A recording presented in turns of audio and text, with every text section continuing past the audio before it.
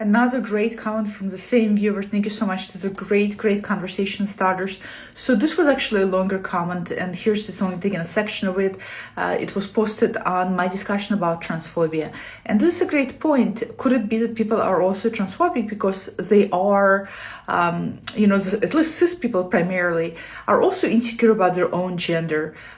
Yes, absolutely, 100% that could be the case. In fact, I believe that for a lot of people, gender is very fluid by nature. And I think for a lot of other people, gender is not that fluid. Just like sexuality, for some people, sexuality is very fluid. And for others, it is not. It's very kind of black and white. So I think there's a lot of people living out there who have much more fluidity toward their genders that they can sense or feel or even know. So when they come across people who are transitioning, or when they come across much more or hearing more about transgender people in the media and in the news, that will trigger that. So if there's something there within especially their unconsciousness, it's going to nag at it and it's going to trigger it. And the response a lot of times could be defensive, such as reject that notion about yourself and therefore exhibit it as transphobia. Similarly, think about sexuality, for example.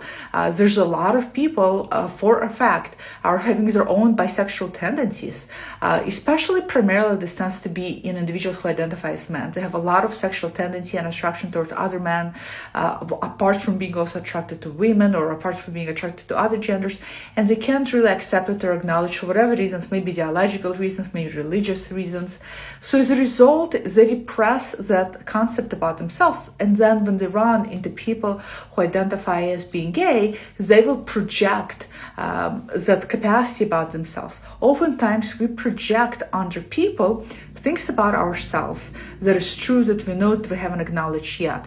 Another reason why we project is because we haven't dealt with some concept within ourselves.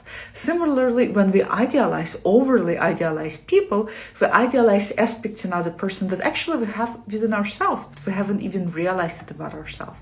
So, but yes, this is a great comment. Absolutely. I think having a lot of transgender people around can absolutely threaten gender identity for people whose gender identity actually much more fluid, or maybe something other than cis-identified, and they're just not maybe conscious about it, or are conscious about it and are very terrified.